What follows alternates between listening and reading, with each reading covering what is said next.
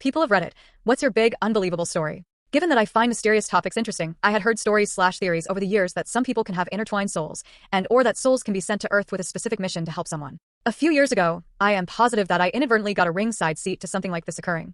I'll divide the story into 5 parts for ease of understanding. I'm going to change some of the details just in case someone may recognize the people in this story. Sorry this is long. Part 1. I work in the medical field, and one day an older gentleman came in for a fairly routine test to check on an ache and pain he'd been having. Some people you connect with more than others, and we had a nice connection. We had some good conversation, then I finished his test and sent him on his way. Part 2. Approximately 6 months later, a little specialty cafe opened up in the nearby mall. I had gone in there a few times and really liked it. I mentioned it to my coworker, and she said that the manager of that shop was a friend of hers. So one day, I met my coworker there, and she introduced me to her friend. She was a lovely lady, and we hit it off pretty well. Part 3.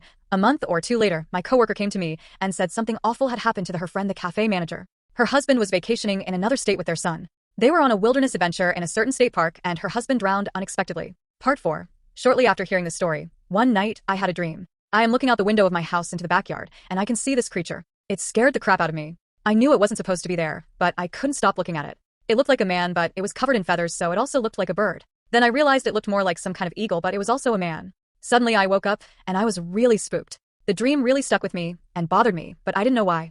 Part 5. A few days after the dream, I am at work and I go to get my next patient. I was going to be doing a test on him for a cancer follow-up. I bring him back and start getting him ready. He said, "I don't know if you remember me, but you did my last test when I was here a number of months ago." When he said that, I did remember him. It was nice to see him, and I asked him how he was doing. He told me that when I did his last test there was an incidental finding, and he found out he had cancer. But the tumors had been shrinking recently, and the doctors weren't sure why. So they wanted to take another look. He said the past months had been really difficult because of his cancer diagnosis, but also because his best friend died recently. He said he and his friend had been planning this vacation for a year. They were supposed to go to this state park on a wilderness adventure, but since he had cancer, he couldn't go, so his best friend's son went instead.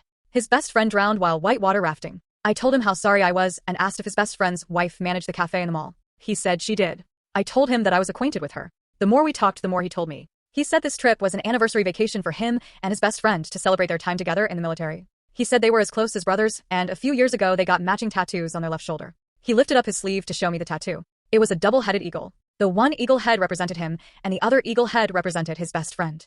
I was shocked. The dream about the eagle man came rushing back to me. I certainly did not tell my patient about the dream. It was too crazy. I never saw this man again after that day. I did find out that his cancer disappeared. That shouldn't have happened. All I can think is that his best friend took the cancer with him when he died.